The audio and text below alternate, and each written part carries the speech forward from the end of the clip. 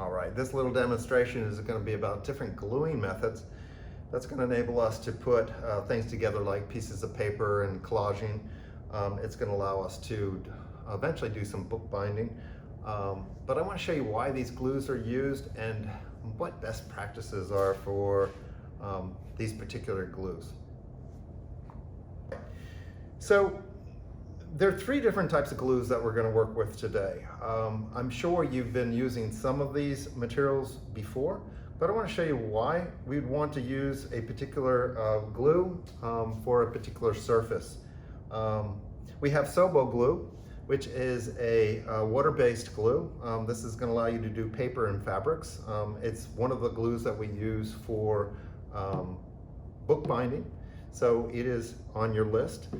This is Yes Paste. This is more of a solid, almost like a glue stick. So if you're familiar with that material, this is going to allow you to glue things that are heavier weight, things like chipboard, pieces of paper onto the chipboard. But this glue needs to be on a surface that is solid, something that is not going to bend or not going to fold. Sobo glue is going to help you to add things together like collage material or papers that are still going to have some flex in them. The last thing is this Studio Tack, and they're going to come in many different brands. And this allows us to have a dry mount technique, which means no liquid is going onto the piece of paper, all right, or the board, whatever you're using. And what that means is if I use glue onto a piece of paper, I'm adding water to that. And if you think of the paper as a series of noodles, okay, like pasta noodles, that when they get wet, they get limp, okay? So if I add water or water-based glue to a piece of paper, it starts puckering. And you'll notice that if I use something like Elmer's glue to do gluing together, and I put a pile of it on something, you'll see it start becoming wavy or pucker, right? And what I'm trying to do is use these tools to prevent that kind of thing. So we're looking at presentation. So when I'm using something like, excuse me, when I'm using something like Sobo glue, all right, it's good to make sure that when you put that Sobo glue, you're putting it down in a very consistent way, a very flat way, instead of pouring it on there and having a trail of Sobo glue. In this case, I'm going to add two pieces of paper together. I'm going to create a tab here, and I'm going to glue it like this, okay? So what I'm going to do is glue onto this surface here, but I'm going to use my brush to do that. So I used Sobo glue and I poured it into this little dish, right? And I'm now going to take my brush, again, a water-based glue, and I'm going to paint that on here. And I'm going to try to give a nice even coating to this piece of paper, okay? So I'm not allowing the glue to pile up. And again, having a piece of paper behind that means that I don't have to worry about going past that edge. I can make sure it's nice and flat and covering the whole thing. Once I've done that, I can fold that and glue it down, okay? So I'm going to burnish that down lightly, and you're going to notice this is one of the things we ask our students to buy is this bone folder, which allows me to now burnish that down really nice and flat. All right, this Sobo glue is going to dry pretty quickly. So if I want to make sure that it stays flat, I could press that in books, put some weight on top of that, and let it sit for about 15 minutes.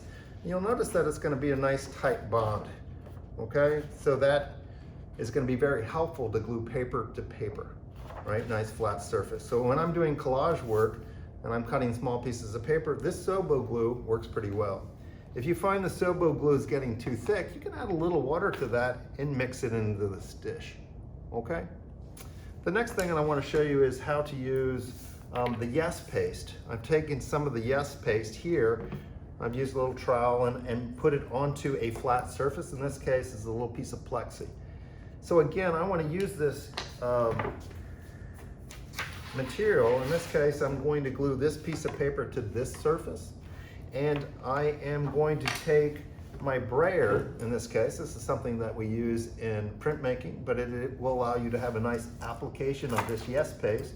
So I'll make sure that I have a nice application of that on my brayer, and I would put this on the heavier surface, in this case the chipboard, and making sure that I coat this in a nice even way. All right, so again, you'll notice, hopefully when you can see this, if you catch it at an angle, what I'm trying to do is put a nice even coating here so I don't have pockets of heavier glue and areas of lighter glue. So I'm trying to even that out. Once I've done that, and again, I'm just showing you a section of this, all right? Once I've done that, I could apply my piece of paper to that area. Because Yes Paste takes a little bit longer to set up, I can use my brayer to flatten it out to make sure I have any excess out of that. And again, I would want to put some weight on this because this is going to take a couple hours for this to dry. Okay? So Yes Paste is thicker, less water. It will set up on more stiff surfaces, something like chipboard, but it needs time to dry.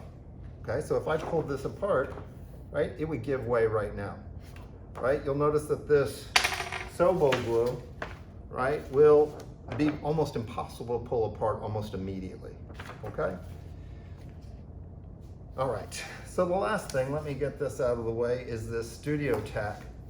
And this Studio Tack is a sheet of paper that is going to have a cover on it, right? And this cover is not to be used, it's simply to be discarded. So I pull this apart.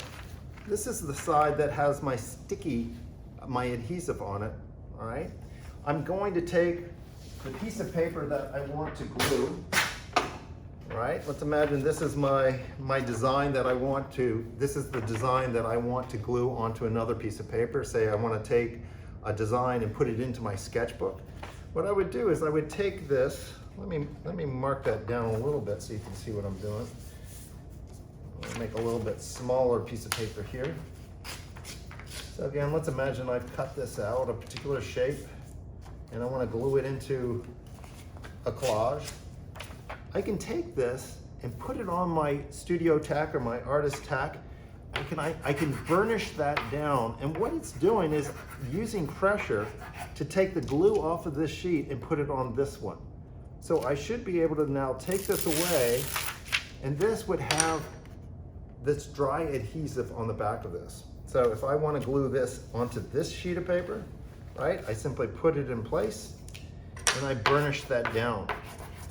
Now the great thing about Studio Tack, right, is I'm not adding any water to the piece of paper. I'm only using a dry adhesive. So that means that there will be no puckering. In this Sobo glue that I did originally, right, you'll notice that it's a pretty flat medium, but if you look at the back of this, you'll notice that there are a little bit of waves here because this still has water in it, right? So this is why it's important, if you take something like Sobo glue, just still press it under boards, under books, something so that it dries flat.